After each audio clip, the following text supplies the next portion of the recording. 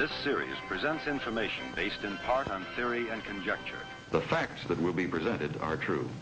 Scientists representing the world's foremost research centers took part in the examination of the evidence.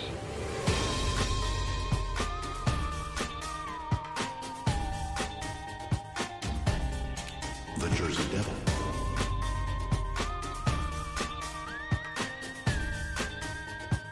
El Chupacabra.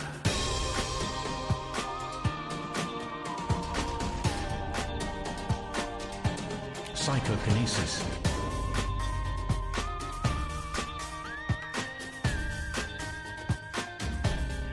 The Mothman.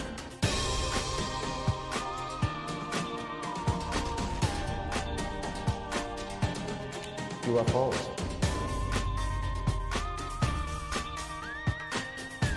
Spontaneous human combustion.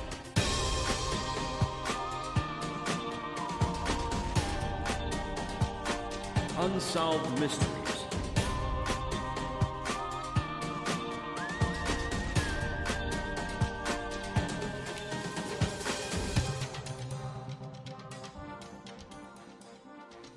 I'm Chris. I'm Chad. And together, we're a paranormal guys. Yeah, we sure are. Well, you say every show you act like we're not. Well, I mean... As soon as I say we're paranormal guys, you say, well, I don't know. Not by media standards, we're not. But as far as normal goes, I think we are. Blood work, I mean, biology, sure. We don't go out and do stabbings and... Well, not lately. I think that's becoming the norm, though. Stabbings? Yeah, stabbings. Okay. I don't know.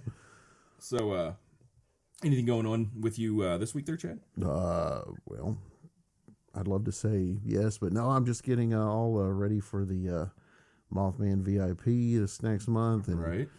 Getting ready for the Ohio Bigfoot Conference. But other than that, nothing other than regular work and just regular house stuff. Not really. Right. Yeah, nothing really here. Shockwave. Nothing really here either. Yeah. So think we should probably get right on into the show. I think we week. should. People are waiting with bated breath because I know last week or last show was out a few days late, so we owe it to the Pongite Nation. And this is a very exciting show that we're going to be doing today. It is. We kind of alluded to it in the last show a little bit, and once again, you'll have to go without your Paro News stories for this show. No. But they'll be back. This show is going to be in honor of the anniversary for Patterson-Gimlin this year. I think we're going to make this one our Bigfoot Buffet. Sasquatch Smorgasbord. There you go. And today we're going to be speaking with a very special guest. Who's that, Chad? Our guest is going to be Gene St. Jean. He's a musician, sculptor. He began his career sculpting preschool toys and dolls, but later he joined the McFarlane team. But now he has his own studio, Gene St. Jean Studios. He works on several projects for Diamond Select. He's a sculptor designer for Creature Replica, and he's extremely well versed in Native American culture and history with Sasquatch and unknown hominids. He's the Picasso of unknown primates. It's Gene St. Jean. Hello, Gene. Nice intro, guy. Thank you. So how are you, sir? I'm doing good. I mean, I'm mostly just trying to stay on top of all the stuff that I have coming up for San Diego Comic-Con for Diamond Select, and some new Creature Replica things, and finishing up that Mothman statue for Seth's Kickstarter. Yeah, it's very exciting. We're looking forward to getting that. We're going to the Mothman VIP, and can't wait to get that and put it up in the studio, and then we'll, I guess we'll get to see you guys when we're at the Ohio Bigfoot Conference. Yeah, it was touch and go. I finally pulled together the cash to get the plane ticket a couple of weeks ago, so it'll be cool. I haven't been there in a few years. Actually, my first time was probably about 3 years ago, I think. Yeah. To go to the OBC, so I'm pretty psyched to get out there again. It's pretty cool. Did you find anything that you just had never heard of before, or anything that was just totally blew your mind when you went? No, not really, because I've been into this stuff a while, so there wasn't anything there that really surprised me per se. But it was cool to meet like a lot of podcasters and stuff. I'd listened to their shows for a long time, and and just people in general from the community who I think are pretty cool. Mm-hmm. So that was pretty great. I met Bob Gimlin there. That was cool. So yeah, I mean, it's neat to kind of put a real person to kind of like the name or someone you've maybe talked to a couple times on Facebook or whatnot, And also, it's cool to get a read in person on people that have stories and things like that. Obviously with this whole phenomenon, 99% of it is, first and second person accounts and third person accounts, things like that, in terms of there's not exactly a dearth of hard evidence for this. Mm-hmm. Plenty of evidence, but not much in the way of proof, other than the certain percentage of footpath tracks, and certainly how many, other than Jeff Meldrum, who's really qualified to comment on the veracity of those. He's the only person who really understands the underlying anatomy and things that would make one track more legit than another track. So for the average enthusiast, I would say probably most people wouldn't be able to tell a difference between a human track and a bear track out in the field anyway, let alone differentiating between some random indentation in the mud that someone wants to believe is a footpath track, foot track, So it's nice to talk to people in person who have stories, and then, you're you could tell whether your craft meter goes off the scale or not. Yeah, I know or what you mean. Or whether they sound legit. I mean, you can tell. You listen to some people who, like, some of the guys. We won't get into specific names, but some of the guys who claim they've killed Bigfoots and things like that, and you could tell they're full of it from day one. So one of the things I've been wanting to ask you, Gene, that I was thinking about, especially after our last conversation with Creature Replica, and the fact that you've been into this for so long and you're so knowledgeable, and you've designed these figures, of course, based off of some of the stuff that you've researched. And have you ever thought about presenting at anything like the Ohio Bigfoot Conference? You ever thought about just getting up and talking about the figures and talking about what you know, and just bringing up some questions that maybe you haven't heard somebody else bring up before? Yeah, I've thought about it. I don't know how well it'd be received. I mean, how the community is. It kind of tends to be, they sort of like to develop cult of personality kind of things around people who are sort of pseudo celebrities. So I don't know. I mean, I guess as we get more established, maybe that opportunity will crop up. I do stuff like that, like New York Comic Con and San Diego Comic Con, because it's a little more in line. So I can talk about Creature Replica and all my Bigfoot nonsense there, and it applies to the toys.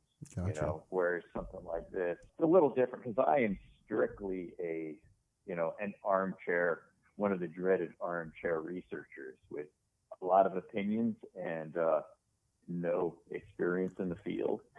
Yeah. So, I know that in general people hate people like that, but well, but the way I always feel about it is like, look, all these people that have these grandiose claims, and I'll tell you, I'm not an unbeliever. I think that the prospect of the creature existing is good. mm-hmm. I think you can take any of these skeptical positions about lack of the appropriate environment as far as food sources and stuff, and you can throw them right out, because those environments are there, depending on where you're talking about. I mean, I don't believe that these things exist all over the United States. And one of the biggest problems that any researcher faces is that someone who makes a claim or wants to make a claim, all they have to do is go on the internet and you could check off about 10 different things that are sort of standardized expectations for some sort of a Bigfoot encounter. Mm-hmm. And you can pretty much sound legit as long as you can kind of sell it. So, I mean, it's kind of a difficult thing to kind of put a beat on, but I mean, I think there's a good possibility for him existing. It's just the people that make a lot of claims. It's that old acorn, extraordinary claims require extraordinary evidence. Yeah. If you're going to tell me that you saw an 8-foot, ape man, I'm not going to say, you're full of crap, because I don't know. I wasn't there. I just assume that if someone's telling me something, that they're not lying to me. But by the same token, if you want me to take that next step, then you're going to have to corroborate that in some way. Yeah, You I know, understand. for instance, if you saw something, did you find, you know, a trail marked by, like, you know, the tree twist, say? Not that I necessarily buy into that, but did you find that? Do you have photographs of footprints? Not just one footprint, a series, you know, a trackway, say. What other things did you find? Were you able to make any recordings? And of course, you know, the photography thing, that's ideal. But if anyone you know who has kids, or like occasionally I'll try to take a picture of my cat. Damn cat never stays in the same place. Yeah. In that pose that you liked, by the time you pull out your phone, the thing goes to the photography thing, but she's already out of the room, you know? So, I mean, I can see why people can't get necessarily a good picture of something like this that's cagey acting as it is in thick forest, you know, where you see like maybe a snippet of them walking through. I mean, so, but by the same token, I just can't believe everything people talk about. I mean, obviously, probably like you guys, I'm signed up on all these different Facebook pages for paranormal stuff, and Bigfoot stuff, and whatnot. 99% of it are ridiculous, like blurry shots of things. There's a couple guys, they post stuff almost every single day that are like headshots of Dogman, headshots of Bigfoot, and it's like taking an ink blot and putting a thumbprint on a photograph. Yeah. And if that isn't ridiculous enough, there are like 24 people will post underneath it, like, oh, dude, great, you know, great research. And it's like, what the hell are these people thinking? Yeah, they You know, zoom in and circle it, and you're still not seeing anything. I know what you mean. Yeah, and anything that's even halfway interesting, I just drag and drop it onto my desktop, stick it in Photoshop, and lighten it. You can immediately tell, you know, the quality's not there, but you can immediately tell what is or isn't there. You know, like these red eye shots and like head silhouettes of the, you know, alleged tree peeker type behavior and things like that. And I don't know. It's just, I find a lot more, I get a lot more interested in older reports, stuff like, you know, really old stuff like the William Rowe report and stuff, where he describes the creature, which was a lot like what Patterson ended up describing Patty as, you know, but also the thing that I found was really interesting about his report is him describing the creature stripping the leaves off a branch, kind of like the way an orangutan eats leaves off a branch, or a gorilla, like they kind of run their teeth over it and then kind of strip it with their lips. I mean, that description always stuck with me, you know, and that was back before hundreds of people were posting Bigfoot reports every 15 minutes on the internet, you know, and Bigfoot's hiding under mushrooms and phasing and living in caves and all sorts of crackpot, you know, guardians and portal nonsense. I mean, that's an old report. I mean, that old dude could have been nuts too. But then you also go back to the fact that when John Green was taking some of these reports, he was having guys like Rowe sign affidavits in a court, you know, to, you know, kind of at least, I don't know how you'd enforce something like that if someone was pulling your leg, but the person at least went before some sort of magistrate and took an oath to the veracity of their claim. Yeah, you know? exactly. And there's none of that today. I mean, how many research guys do you guys know where they drive a couple hours, get somewhere, spend a few days there, and find out that the person was just jerking them around? You know, it's a lot of that stuff. It's a tough field, but despite all of the negative aspects to it, and like I said, I mean, I believe like 99% of the stuff out there is complete crap. But that 1% is what keeps me engaged, you know, but very little of it has to do with modern reports. I mean, I'm, like you alluded to earlier, I'm very interested in Native American culture specifically as it relates to this topic. I mean, I don't know if you guys had ever read Kathy Strain's book, Giant Cannibals and Monsters. It specifically documents North American tribes and their folkloric interactions with Sasquatch and the various names of the creatures. It gets into all the how some of the tribes had a good relationship with the creature, like they would actually trade with them, or at the very least, they would leave them offerings of food so they wouldn't trash their nets in retaliation. Some of the tribes, the creatures would come out of the hills at night and steal children or women. You know, there's a whole broad range of interactions, and that's the stuff I find very interesting. You know, despite the fact that Native American tradition, there's a lot of animals that have sort of a dual identity. They can be physical creatures, and at the same time they have sort of a spiritual aspect to them as well. You know, things like coyote and some, you know, the eagle. You know, you have a lot of things that cross over into that ethereal plane. Bigfoot is one of those as well. You know, so you don't know whether that he could maybe necessarily be a completely spiritual representation to him. The whole Bigfoot, you know, as forest brother or forest god type thing, you know, an elemental kind of a swamp thing type thing. Mm-hmm. But, you know, so those things really interest me. And then some of the older books too, a lot of the newer books, aside from Kathy's book, there's another modern book I like Meldrum's book a lot, Legend Meets Science. Yeah. And also, I don't know if you guys are familiar with John Quasar. He did a lot of research into the Bermuda Triangle. He's working on books on like the Zodiac and the Erons, serial rapists and things. But he also did a book called Recasting Bigfoot. And I had first heard about his book on another podcast, maybe like 5-6 years ago, before he had released it. And his take on the subject was just so original and interesting that it basically was one of the things that really sucked me back into the subject wholeheartedly, because he sort of, as a jumping off point, he took the Loisiate and that highly contested photograph, probably the most contested photograph other than the Patterson film. You know, and it's that, if you know what, I don't know if you know what I'm talking about, but it's a picture of that thing that basically looks like a spider monkey sitting on a crate, propped up with a stick. With a stick, yeah. Yeah, now, the guys that had taken that picture, they were working for an oil company and they were in South America. I can't remember the exact country, but they were scouting for oil sites, I guess.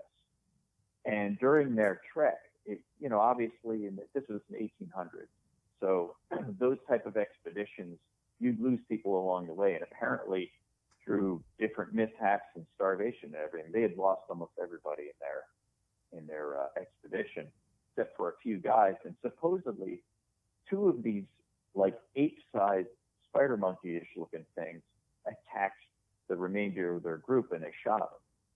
So like they weren't in any condition to haul back either creature or like bits of these creatures. So they took this photograph, propped them up on an oil crate, and used that as a reference point for height. The photo was pretty much thrown out by most everyone, particularly scientists, except for this one scientist. I think he was an anthropologist. His name was like Montanand or something like that. I'll get the name right.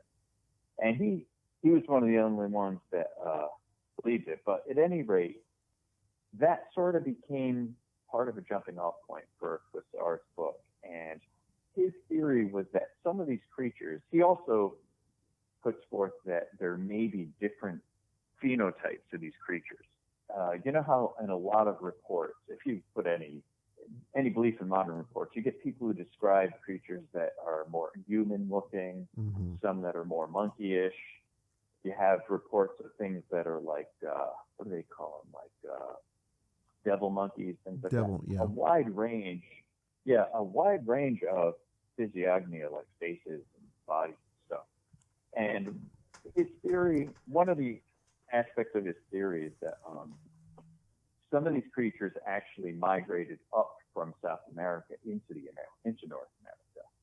And that's what some of the creatures like the skookum are. And then there's some of the other types of creatures like the Pacific Northwest, like Sasquatch, similar to Patty. although he doesn't believe the PGF film is legit at all. Some of these creatures may have migrated down from the north, from Canada, and some of them came up from the south. So you get sort of a melange of different physical types, which is I love the concept of it, and it certainly fuels what I do with the toy company. But the it again, you got to look at all this stuff through a skeptical eye. And as I look at that, if you have all these different breeds or whatever of this undiscovered ape or proto-human or whatever it is, how can all of them be so freaking smart that no one catches a clear picture? That ends up being the classic kind of problem with all of it. Right, and that's one thing I think Chad and I talked about this last show actually, was that's kind of what I've always thought is, like we were talking just a second ago, with all the different, Pacific Northwest, you have the classic Sasquatch. In the South, there's the skunk ape. Australia has a yowie. Nepal has a yeti. I've always been along the thinking of, if humans evolved, from a common ancestor and it just changed according to geographical region, why couldn't that have happened with Gigantopithecus or whatever you want to call a common ancestor a Bigfoot would have? And that's how we ended up with all these different, they're slightly different, but they're all sort of the same kind of deal. It just depends on where you are is what it is. Right, yeah, exactly. The main branches of humanity, depending on where they ended up in different continents, you have a variety of racial types. Right. That are, genetically we're all pretty much the same, but you have facial features that vary widely, and not just between individuals, but between races, and then also pigmentation differences from continent to continent, and that's before you even get into all the cultural differences that develop because of the land you live on and things like that, and cultures kind of growing independently. Right. So, it's they're all, if you want to just lump one term onto it, they're all Bigfoot, but these tend to be a little taller, these are a little shorter, these have black hair, these have reddish, and just depending on where they ended up, and that's where they evolved to their environment. That's why you have a skunk ape versus a Sasquatch versus a yowie. So yeah. Yeah. One of my favorite books as an overview of this topic is Ivan Sanderson's Abominable Snowmen Come to Life, because he goes through all these different types of ape men or relic hominids, whatever you want to call them, extant ape species, all over the world. And it's just such an engaging book. I've read it like 3 times. And so I think his book's probably my absolute favorite on the topic. And John Quisar's is probably a close second, because it really got me back into this whole thing. And again, as a critique to the community in general, I don't think a lot of people really research the history on this stuff. I talked to a lot of people within, this field of interest, and I spoke to one person one time who I forget what it was. She had posted something about something she was interested in. So I listed a couple of books that would have specifically, kind of point her in the right direction. And, you don't want to sound like a dickweed, like, oh, you should read this book kind of thing, like you're a know-it-all. But, in the most, polite way.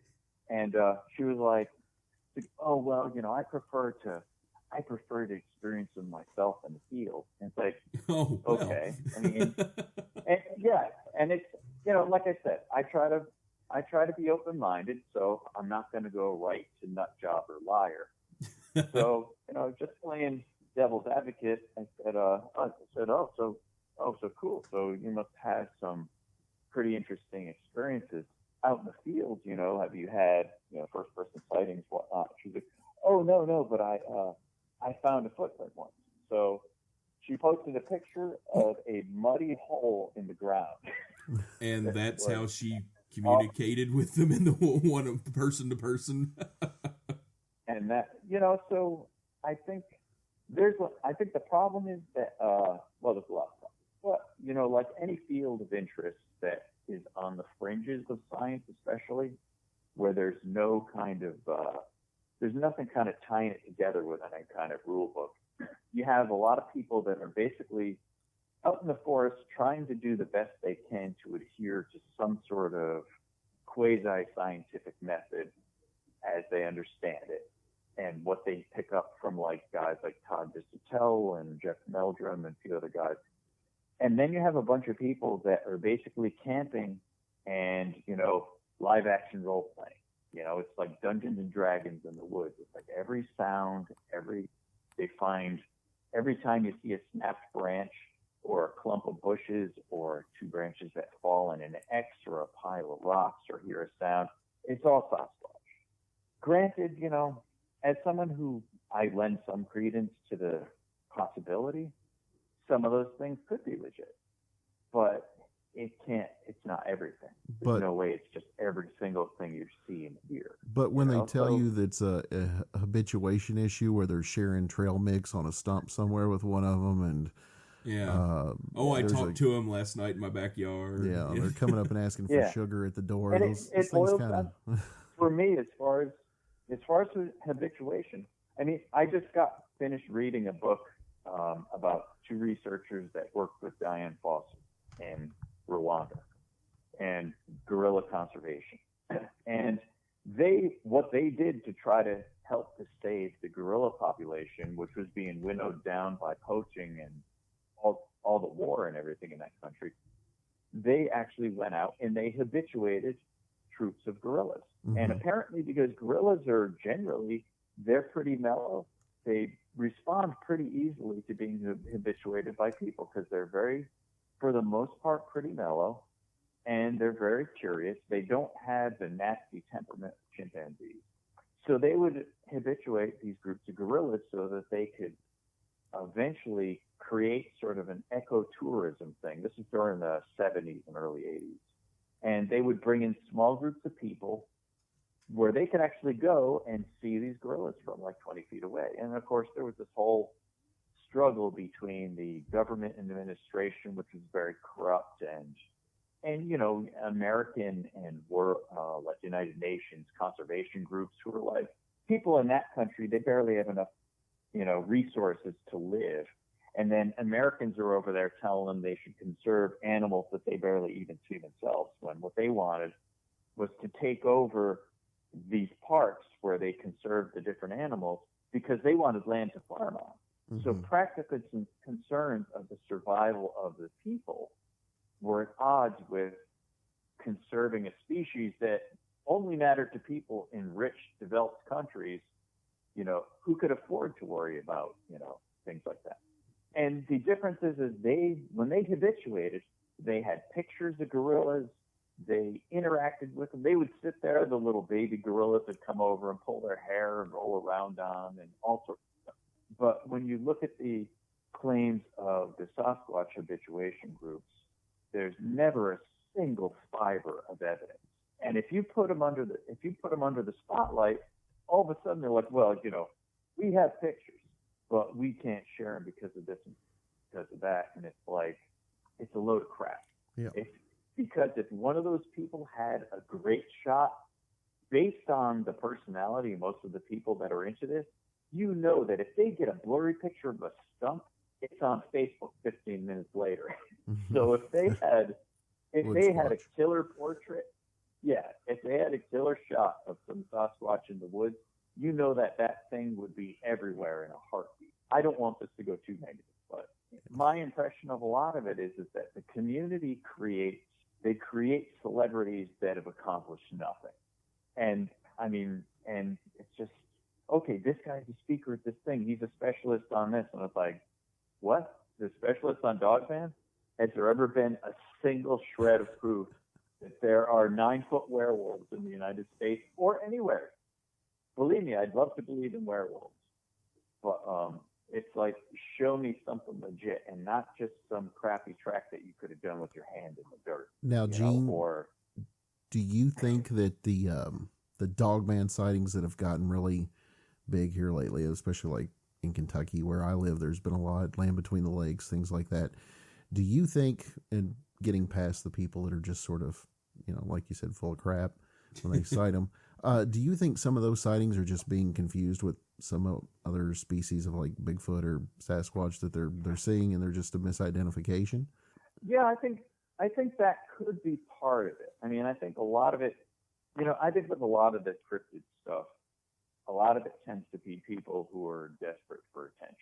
I think there could be legit reports where people are seeing something they think is like a dogman. And again, obviously, this is really stretching speculation, but if you look at the broad range of apes and monkeys, and you look at the facial aspects, look at like baboons.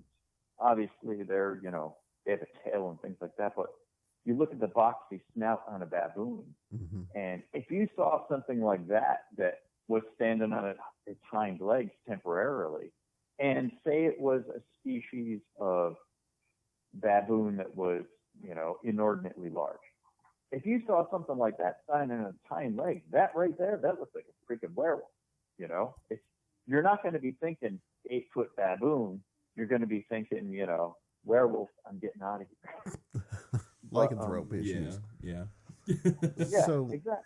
So again, like if you subscribe to the idea that there's swamp apes in Florida in the southern states, that there's some other sort of type of Bigfoot in the Northeast, that there's the classy patty physical specimen in the Pacific Northwest, that there's these different types around the country, and even things that are like in the Caucasus Mountains, something that might be akin to a Neanderthal, or something at least closer to human, maybe some sort of, like Meldrum likes to say, a robust Australopithecine, maybe something like that that's extant.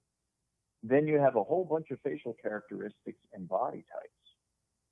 So who's to say that one of them hasn't for some reason evolved with a longer snout, more like something like that? Or what were the apes Ketchum said were part of her fanciful genetic mix that include like seraphim and what were those apes? They're from Madagascar. What are those things called? You know what? I know what you're talking about, but I cannot think of the name right now. Lemurs. Yeah, lemurs. You look at the faces of those guys during the period of history where there were like megafauna. There was apparently in Madagascar there were lemurs that were the size of gorillas or something like that. Nice. Like 5 feet tall, 6 feet tall.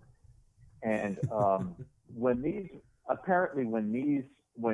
fossils of these were discovered, that was something that she kind of mixed into that whole melange of nonsense that she came up with. But if you overlook the fact that island, there's no connection to any other islands, it's like basically surrounded by water, which I guess that would be the definition of an island. So, I mean, how would those physical traits end up on another continent? But you do have in evolutionary history, you have individual pockets of parallel evolution, different things that, monkeys on one continent may develop similarly on another continent just because certain types of species development works with certain type of terrain and available resources, things like that. So you could have something that is another type of extant primate of a ridiculously large size that has more of a boxy snout as opposed to a flatter face like the old world apes. But yeah, right. And I mean, to go even further, I mean, if going back to the natural selection, evolution, and part and everything like that, how many different species of finch or sparrow that did Darwin find on the Galapagos that were the exact same thing, only their beak was different because they ate different things. So, you could have, this one just happened to have a different little niche that he went to, and hey, he evolved a squared, boxy snout. It's like eventually those monkeys on that island that drink all the alcohol from the tourists. Eventually they'll evolve into... They're going to evolve into some sort of, I don't know, vagrant monkey. Vagrant monkeys. All right. Steal booze. Yeah. No, I was all kidding aside. I was going to ask you, Gene, out And- of historically or modern stories, is there any one story that just sticks out to you that's become like your favorite, that just is the one that either really helps enforce the belief in this type of hominid, or just sounds so authentic that there's no way they could possibly have ever made it up? Is there one story that really has become your favorite or has stuck out, one encounter or account? I think, well, one of the ones that I really like that really kind of fills in that gap between some of my interests in the Native American stories and some of the more modern things is the story that what's his name, Teddy Roosevelt put in his book about the two trappers, and they were trapping beaver or something like that up in these mountains that were supposedly shunned by the natives because of what they called the mountain devils. As the story goes, they start hearing things around them and howls and stuff like that, and something keeps messing with their gear while they're out checking their traps. And finally, it gets so overbearing that they decide they're just going to pack up their stuff and take off. So one of the guys goes to take one more run at the traps to gather them up, and he comes back and he finds his partner with his head just about twisted off. So he just grabs his stuff and he gets out of Dodge, just books. And that story to me, I mean, it's such an older story. It's not something that would have been affected by all the hubbub that came up after the Bigfoot thing took off in the United States. Yeah. You know, you didn't have the influence of the Patterson-Gimlin film or the guy with the footprint tracks all around his vehicles and stuff, and his family came forward with the wooden foot cast there. Wooden cast, yeah. Yeah, you know what I'm talking about. Yeah, I know what you're talking about. So you don't have the influence of all that modern kind of developing pop culture. So that story I always thought was really cool. You know, it just because it leans back towards the Native American stories about the creatures. Basically, they had an inordinate amount of respect for them, but they basically steered clear of them. There are times that they might have traded with them a little bit, but it was mostly out of respect, and in general, they sort of avoided them as much as possible. So, so that story sort of fits into that mold for me. So stories more like the Ape Canyon incident, those would be a lot more plausible. Something where they've just gotten in there and interfered with the environment or interfered with an individual. Yeah, the Ape Canyon one's a great story too, and even more so, like a lot of what's never really talked about on the Ape Canyon thing is that those guys were kind of nutty spiritualist type people too. They weren't just like a bunch of miners up there looking for gold or whatever and kind of mind their own business. They had some, I can't remember the specifics. Like people should go back and look that story up because they had some kind of crazy ass spiritual angle on what they were doing up there too, which in some ways sort of puts the story a little bit into question for me. Because if you're talking about like a nuts and bolts guy who lives off the land and makes that type of hard living, maybe they'd make up campfire stories to entertain each other when they're getting wrecked at night after work. But there wouldn't be a lot of benefit to them to make up a lot of nonsense and come down out of the mountains with it and make a big deal about it. But when I had read about the more spiritualist angle, it sort of put it threw the thing into question for me. But nonetheless, cool story. If you take it completely out of context with some of the other things going on, very cool story, very neat visual. And it certainly, it does kind of relate to, you've had stuff on your show. Did you ever have any of the guys from the NAWEC on your show, like Brian Brown or Daryl Collier or any of those guys? Not yet. We haven't. Not yet. Yeah, you got to get one of those cats on your show. The thing that's interesting about the Ape Canyon thing is they're reporting things in their area in the Ouachita Mountains that do relate to that in a way.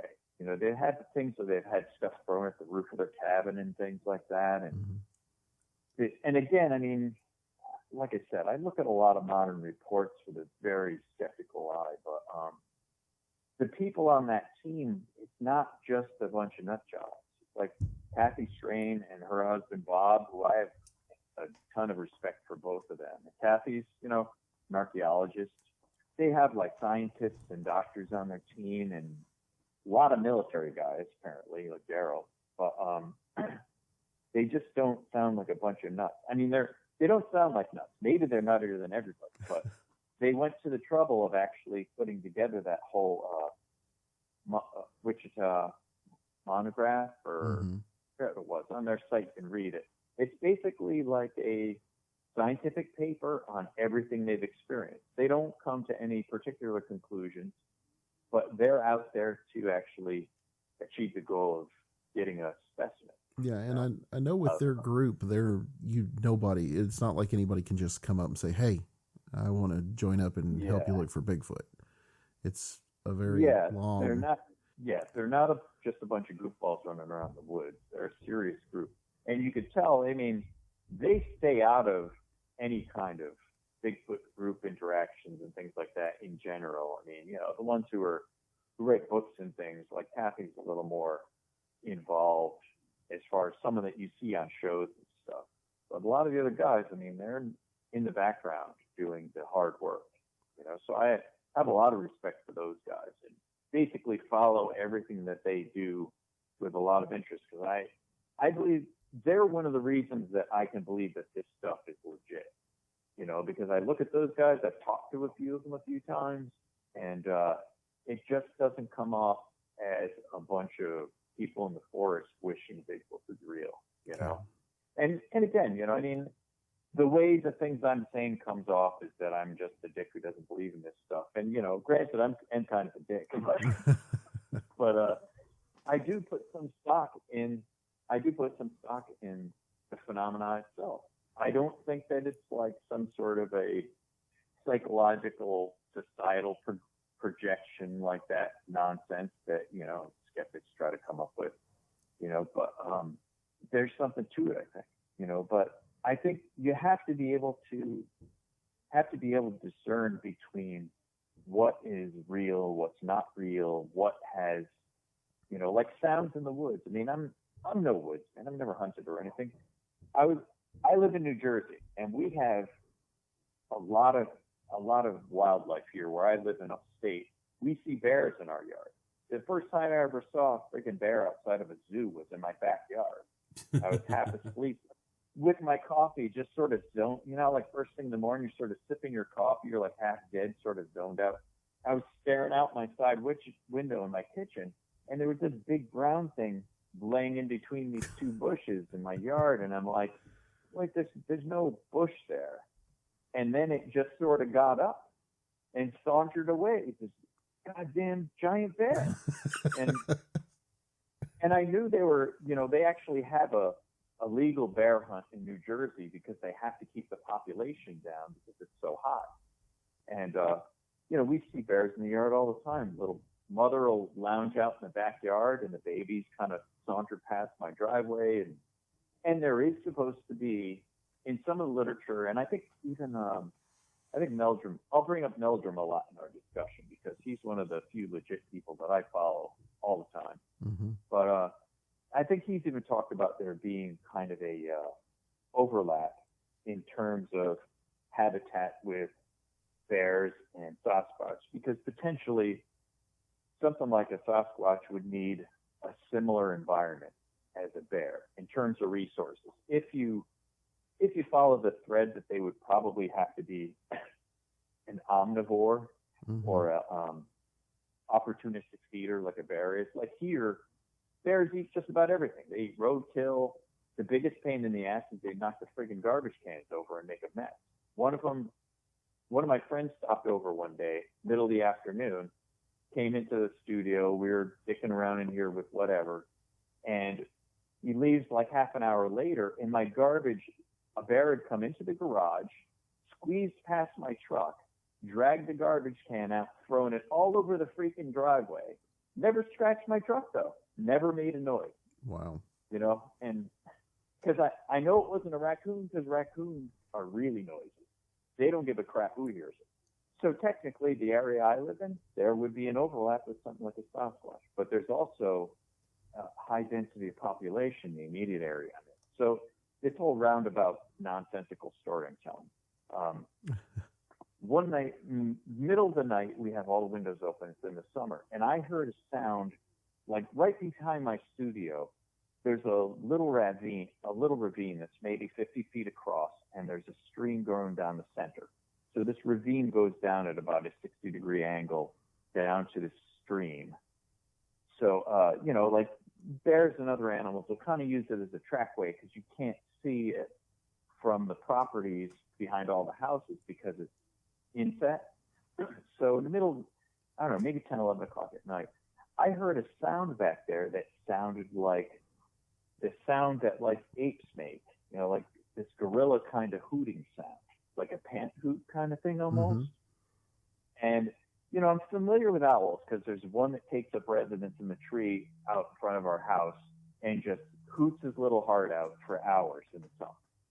So I'm used to the sound of owls. This wasn't an owl. It sounded like a gorilla. And I heard this sound and just like the hair on the back of my neck just went up. And I talked to one of my friends she lives a couple miles away, and she would have bears, a mother bear and two babies would come into her yard every night. The mother would come into the yard. She would have the babies scamper up this tree next to my friend's house and stay up there. Then the mother would go around and knock over all the garbage cans on the street. She would do this every week around like garbage night, you know, and then she'd come back and she would make this sound that I heard, and the babies would come back down the tree. That was the sound that the mother bears would make to call the babies back to them. Huh. So right there, that was like, you know, obviously I wasn't thinking gorilla or Bigfoot when I heard this sound, but it creeped me the hell out.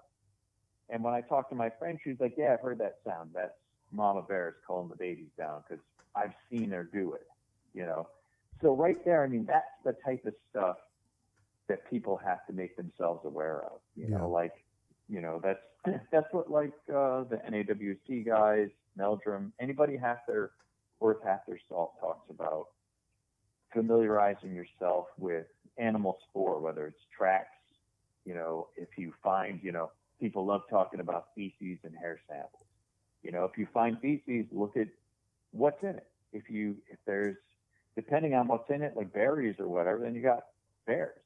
There's a bear took a friggin' monster dump in my driveway like a month ago.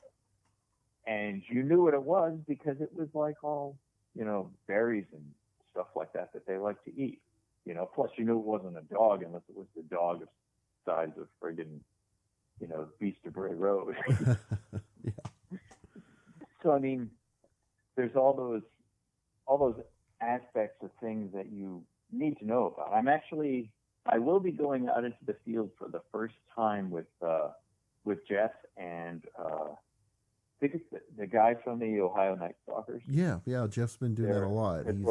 He's been going out with those guys, and so I guess after the Ohio Bigfoot Conference, we're going to go to some area they like to go up into. So I'll be interested to see, you know, I mean, just the trip of going out there. I mean, I've been in the woods alone at night. Like when I don't know, like 25 years ago or so, I got into Wicca. That's my chosen religion. So at this point, I'm sort of a last Wiccan rather than a last Christian anymore.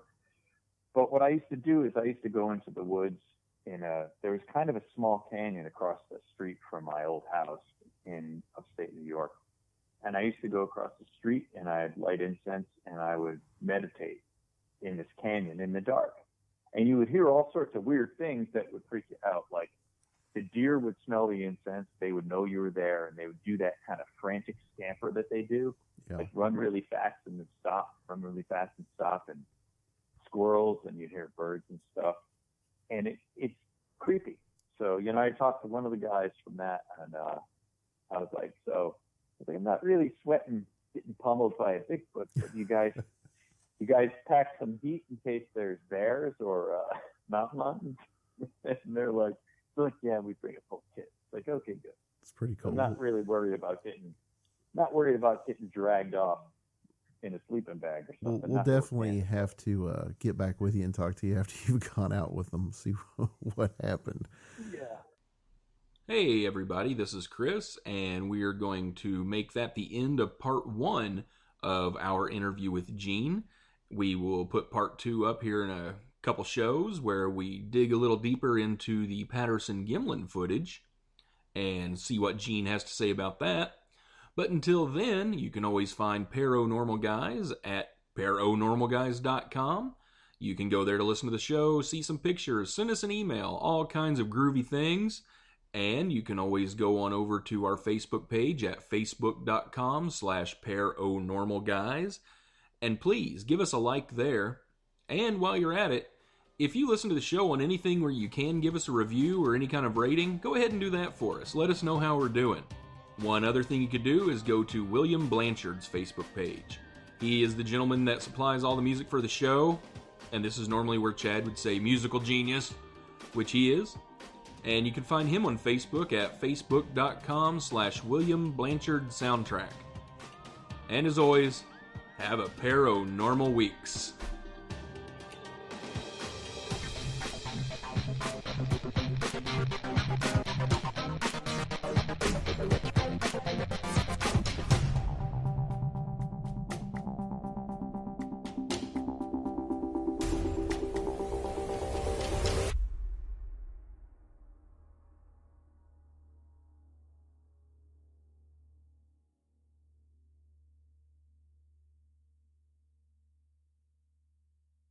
What kind of businesses are you looking for? Oh, screw you, Siri.